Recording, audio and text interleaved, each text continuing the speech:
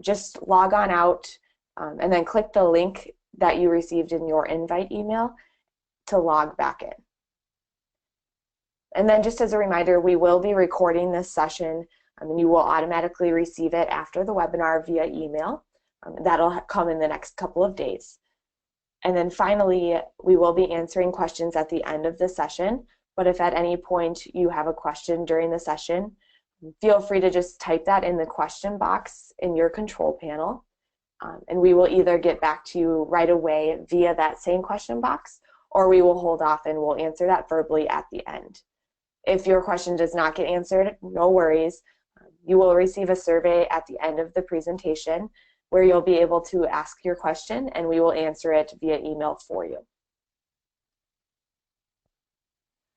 Now I'm excited to introduce today's presenter, April Cummings. April is a Georgia educator with 15 years experience in early childhood education.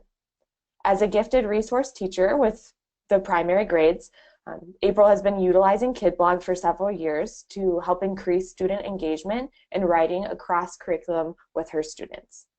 In 2016, her district, that's Floyd County Schools, implemented Kidblog to support student writing achievement and digital citizenship at the primary and elementary levels throughout the district. And Floyd County Schools and April use our Admin Pro membership. April serves as the system's Kidblog teacher advisor. She helps assist and support teachers in it and the administration in making the most of their Kidblog accounts and maximizing the digital tool for their students. So without further ado, I will go ahead and pass the virtual mic on over to April, and she will be able to begin her presentation on creating digital portfolios. And so we'll just take a moment here. I'll get the screen switched. And shortly you should be able to see April's screen.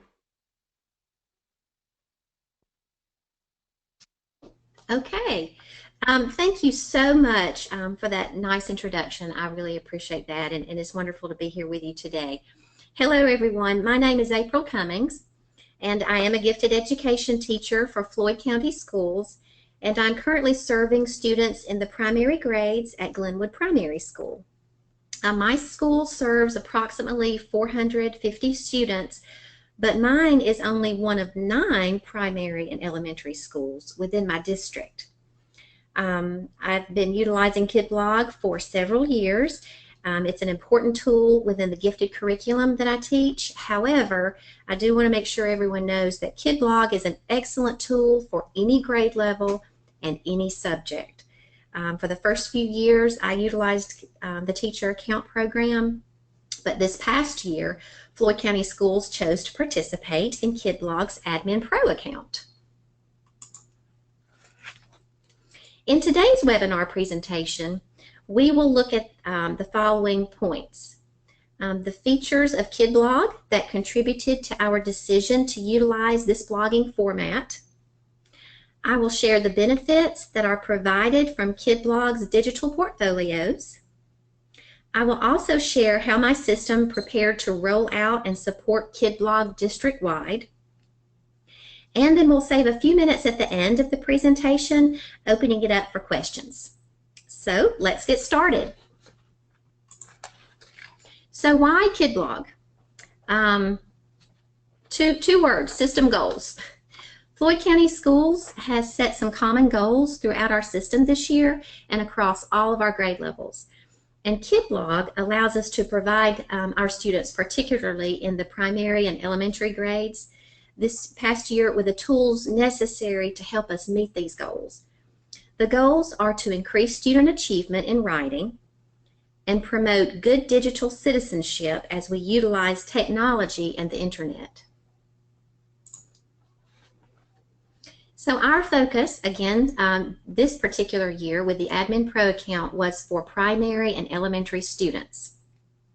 And we chose Kidblog for our blogging platform because it is visually engaging, it is user-friendly, it provides a safe and protected place for our young writers to blog within a community of other bloggers. And it also has the wonderful feature of the digital portfolios. The digital portfolio feature allows our teachers to view a collection of student work for many instructional uses. And I'd like to provide a few examples to support each of these Kidblog features that led to our decision to adopt the Admin Pro plan. It's engaging.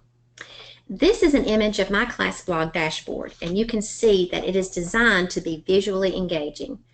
The themes and the look of your dashboard can be personalized to fit your grade level and your subject area.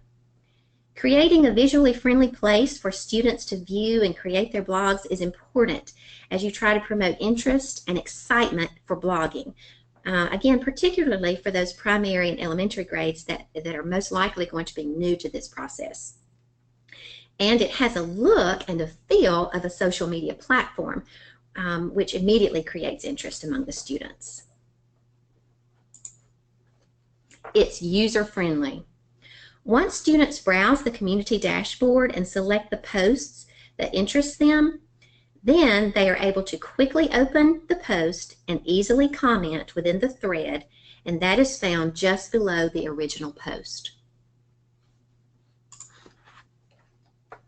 It is safe and it is protected. Kidblog offers students this safe and protected blogging space, and this was a must-have feature for our system as we protect students' identities with an online platform. This is what we consider a walled garden, where students can communicate with each other, but not with the rest of the world if the teacher so chooses that method. We take this same approach with our student Google Gmail accounts, and so therefore, Floyd County Schools found this feature to pair perfectly with our philosophy for engaging but protecting our students. Kidblog does offer teachers the ability to connect their class blogs publicly if they wish to do so, however. And so really the decision is an individual one, just based on your district's internet usage plan. Even if your class blog is not posted publicly, I always recommend utilizing the approve slash, what I call approve slash remove feature that Kidblog provides. Available directly on your teacher blog dashboard, you will find the bell icon. When selected, the drop-down menu offers teachers the option of receiving notifications when students post and/or comment to the class blog. Teachers will have the ability to approve or hold the posts and comments until the teacher can conference with the students about any concerns that they might find within that student's submitted work. I especially like this as we are teaching our students the importance of good digital citizenship skills because nothing goes live until I approve it. Likewise, once approved, if a student were to make any changes to the original submission, then the post would be returned to the teacher view only mode and require another approval. On this slide, I want to share with you the look of the notifications that I see through my Gmail account. And I've shared a comment notification and a post notification with you. The notifications are provided to the teacher when students submit a post or comment, and teachers are able to connect via the emailed link directly to the class blog. So after logging in, a teacher is able to view that student's work that they submitted and either publish it or hold the work within that teacher view only container until they can provide recommendations for edits or revisions. When the teacher is ready to approve the post, she or he would select the audience for the post. And your choices on this are teacher, classmates, connections, and public. Teacher, classmates, and public settings are pretty self-explanatory as to who can view the post. Connections could include any other teacher or parent that you have invited to join or follow your class in addition to your students. Okay, so now that we all know that we can control the privacy settings of our class blog, let's take a look at digital portfolios. Again, this was one of the very important features for our system that we really liked about Kidblog. And I'd like to demonstrate how they can be useful across the curriculum. When we think of blogging, we immediately consider how this could be useful for ELA. However, I want to make sure that we don't ignore the benefits of writing all throughout the subject areas. In math, students are able to demonstrate and explain their strategies for solving problems. They may also choose to upload an image that helps them further explain their rationale. In science and STEM, students may provide a hypothesis, document experiments, and record their findings within their blogs. In social studies, students might participate in web quests. They can reflect. They can make connections, all through their online digital journaling. Digital portfolios can provide teachers with a wealth of information, and it helps to support our planning for instruction. Kidblog helps teachers in my district with informal assessments of the written work, preparation for grade level benchmark writing. We're able to measure student progress, and that's either of conventions or of writing or content area. We're able to guide instruction based off of our informal assessments and then form differentiated groups. And I love Kidblog, the digital portfolios for the parent and student conferencing component. Everything is right there for you to share with a student or a parent. This is an image of my portfolio within Kidblog, but it is similar to just exactly what a student would see when viewing their own portfolio within Kidblog. All posts are presented in chronological order, so a student's most current work would be at the top of the dashboard, and then it would progress through the work that they had submitted previously. And students and teachers would be able to open any post from within a portfolio. And the comments that are connected to the posts that the student created can be viewed in the adjoining tab. Students may choose also to view another student's portfolio simply by clicking on the other classmate's avatar from the sidebar. And I love this because this gives students an opportunity to present their collection of work to their peers through these digital portfolios. And this just is a great way to allow for peer modeling. They can open up Kidblog and view other students' work, get ideas, correspond back and forth, even when we're not in the middle of a school day. It could be on the weekends, it could be over a break. These digital portfolios just might inspire other authors through the creativity and examples of their peers. The digital portfolio offers a diverse collection of work. Teachers will truly enjoy the many ways in which to utilize Kidblog for writing across the curriculum. In this example, I'm demonstrating how teachers could post an assignment in Kidblog and then ask students to utilize pre-approved links that you have already been to, you know they're safe, so you put that in your post, and then you ask your students to participate in a web quest.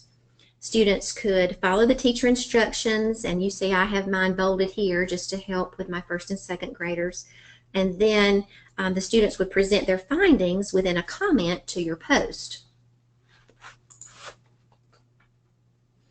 In reading the student's comment here, a teacher could evaluate the depth of knowledge. So for example, if this were if I'm a social studies teacher and I departmentalize, I could be looking to see how much knowledge did that student gain from the web quest.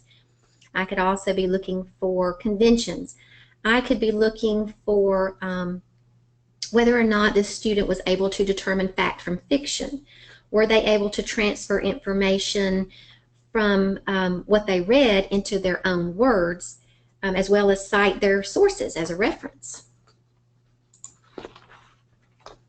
Students are also able to personalize their posts and comments by including images to enhance and strengthen their work.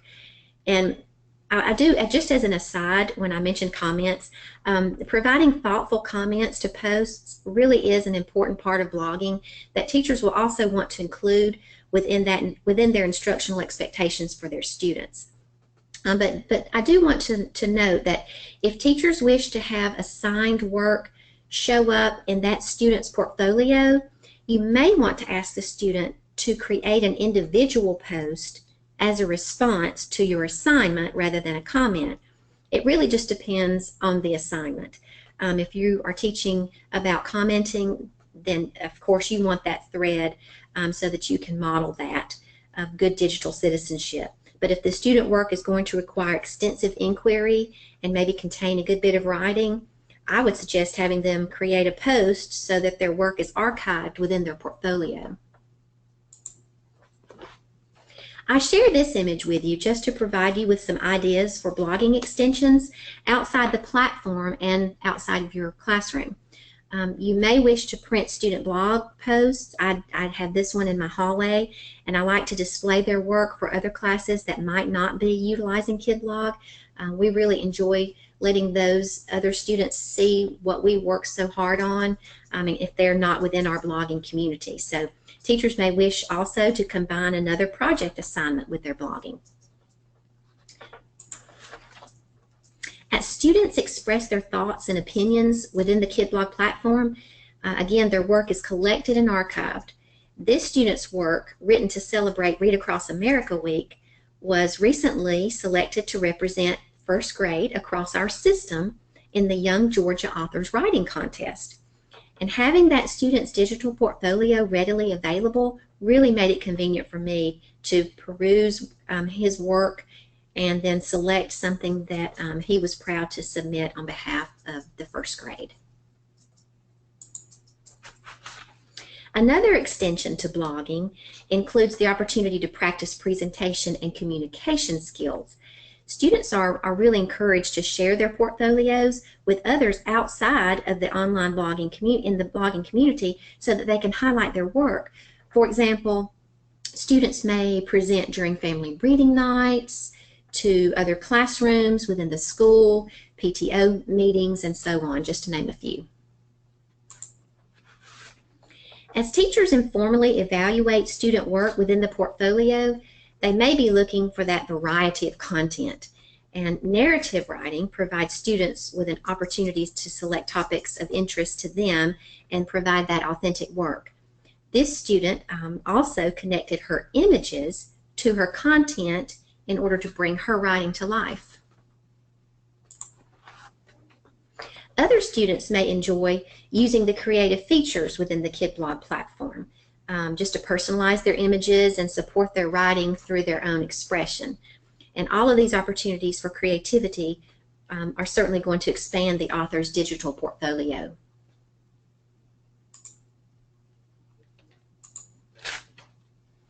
Providing this freedom for students to read and create authentic pieces of work can really reveal the hidden talents among our students.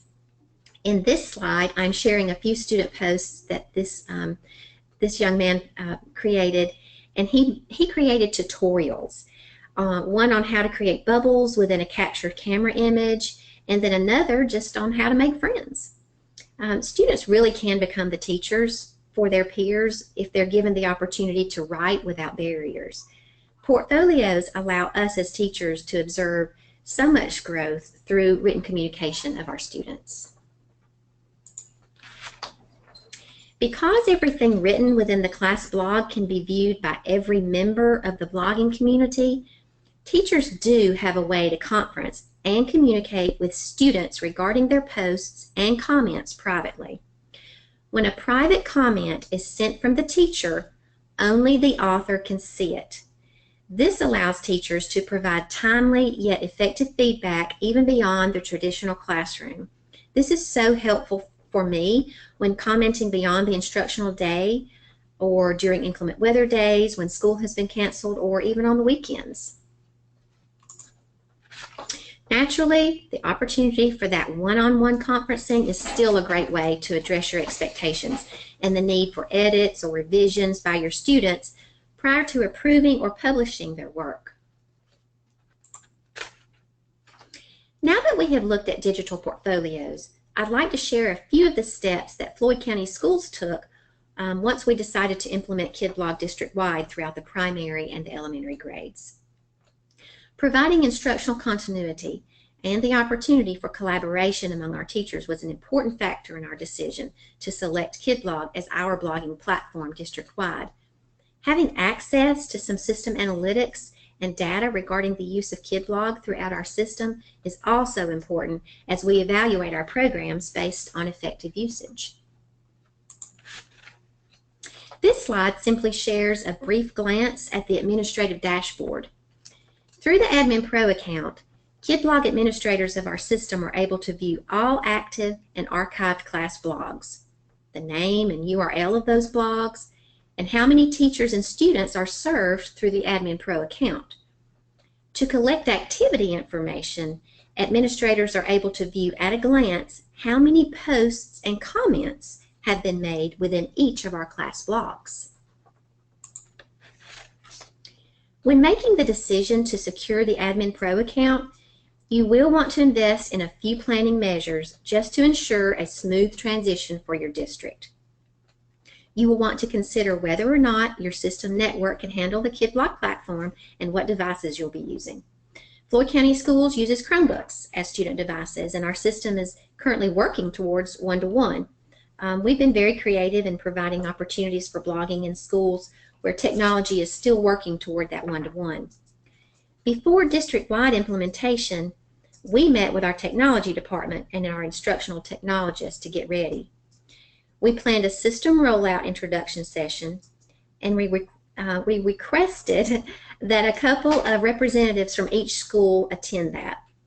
During the first meeting, we spent time providing support to these school reps. In other words, we spent time training the trainers so that they could be a level of support for their teachers within their buildings as they went live.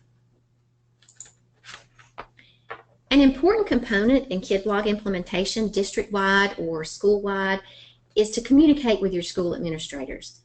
Provide specific information on how Kidblog will help each school meet their goals. Provide examples from active Kidblog accounts and explain how the principals or assistant principals or your administrators might join or follow the teacher classes in order to observe student progress throughout the year. If you have a manageable number of schools within your district, you may wish to enlist the support of a teacher advisor. This teacher could serve as a resource for teachers beginning to implement their class blogs into their curriculum. As Floyd County Schools teacher advisor, I was able to provide each school with a training session and opportunities to ask questions. In addition, our instructional technologists have been instrumental in maintaining a presence within our schools, and they have served as a wonderful resource for our teachers. Establishing teacher leaders within each building is also highly suggested as a strategy for support. In-class training is always my favorite way to provide support for implementing Kidblog into a teacher's classroom. In-class training provides authentic opportunities to promote student excitement and that buy-in. It gives an opportunity for students to ask me questions, and usually they'll ask questions that even teachers won't think of. After the initial rollout and individual school and class visits, we have provided ongoing support for our teachers who have made Kidblog a regular part of their instruction. We created a Floyd County Schools Kidblog Google site that is updated weekly and bi-weekly and provides current information about blogging, creative ways to utilize Kidblog, and tutorials for making the most out of the features within the platform. The current news page provides something fresh and timely. In this image, I've shared Kidblog's Getting Started link to connect to their direct tutorials page. Other ideas for your online newsletter could be enlisting student bloggers as peer trainers, how to utilize apps, include images or videos within the post, how to utilize the Approve Remove feature, and so on. Keeping it timely and simple really is the key, and I would recommend opening it up to your active teacher bloggers who have gained some experience within Kidblog and are willing to share how they are using it in their classrooms. On the Kidblog Digest page, I like to share the great posts that Kidblog releases each week, as well as the webinars that they have been previously sharing for the public to view. On the archive page, our teachers can reference back to information that we've shared previously, and having this information in one convenient location really does provide another level of support for our teachers. And finally, the most important resource for support would be directly from Kidblog. Whether you elect to utilize a teacher account plan or an Admin Pro plan, Kidblog really does provide timely tech support. If you choose the Admin Pro plan and look to implement Kidblog school-wide or district-wide, you may wish to inquire about their rostering assistance. Depending on the size of your district or number of student licenses, this type of support may be very helpful to you. And at the end of the school year, Kidblog also may be able to assist your school or district with streamlining that process of student transitioning over to the next grade level and classroom. In conclusion, we've talked about why Kidblog is a perfect fit for blogging across the curriculum. I've shared how archiving student work within the digital portfolio allows teachers to view a student's collection of work over time and observe those strengths and progress in writing.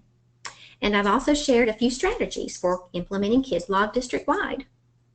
I hope that this information within today's webinar was helpful, and now we'll open up the remaining few minutes for questions. Great, thanks so much, April. That was some awesome, detailed, and really applicable content. So we appreciate you presenting on that. As you noted, we will be opening the floor for questions now. So as I noted at the beginning, if you do have a question, feel free to type that in the question box. We only have a couple minutes here, so we'll get through a few. But again, if we don't get to your question, you can also ask that in the survey that will be presented at the end of the webinar. And so we'll go ahead and get started right away. One question that came in is, do you require your teachers to use Kidblog, or is it up to the teachers whether they choose to use it? That's a great question. This year, we have strongly encouraged, just because it has been such a fabulous tool. Why wouldn't they? But we also implemented several other new tools this year as well, and we did not want to overwhelm. So we really wanted that initial teacher buy-in intrinsically. And right now we are at about a little over 1,700 users, and that has been all on their own accord. I've provided the assistance, but they chose how they wanted to use Kidblog, and I think that was important. Is we didn't want to say you must use it this many days a week or on this day, but what we did was provide a variety of ways that they could use it. And once they realized they could personalize that into their own classroom and curriculum, I think they were much more open to it. So I would, I feel that we did the right thing this year by introducing that a little slowly and letting the teacher decide how they wanted to utilize it. Great, and then we had another one come in just asking you to reiterate the specific district-wide goals that Floyd County had. Okay, our district-wide goals this year was to improve writing across the curriculum and throughout our grade levels, and then we're also focusing on digital citizenship as we utilize the internet and our technology within our schools. Fantastic, and I will ask one more question, and then if it isn't yours, feel free to ask that in the survey after the webinar. So the final question here is, do your students have access to Kidblog over the summer months? Until we have, unless a teacher has archived their Kidblog, then the answer to that is yes. And it really is up to the teacher if they wish to continue communicating, and it really depends on when your license were purchased. So the way ours works is we could continue our blogs if a teacher so chose to do so because of the time that we purchased that program. It would take us through the summer. So if let's say if some schools had summer school, then yes, they could, as long as they were within that license time frame, they could continue to blog over the summer. Great. Thanks again, April. I will go ahead and switch the screen back to me. So I just wanted to take a moment here to again thank everyone for attending the webinar this afternoon. If you enjoyed this topic or would like to learn more about Kidblog or blogging in the classroom, we do have some additional great webinars that are coming up that you can still register for in April. Some of the topics include blogging with gifted and Title I students, which is tomorrow, and even just getting started with blogging. And then As a reminder, the recording for this session will be sent automatically to you via email in the next couple of days. And then finally, if you have any questions regarding Kidblog or using Kidblog in your classroom, school, or even district-wide like April, please email us at membership@kidblog.org, and we will get back to you within the day um, and be able to get those questions answered for you. So again, thank you, April, and thank you everyone else who was able to attend. And have an awesome afternoon. Thank you.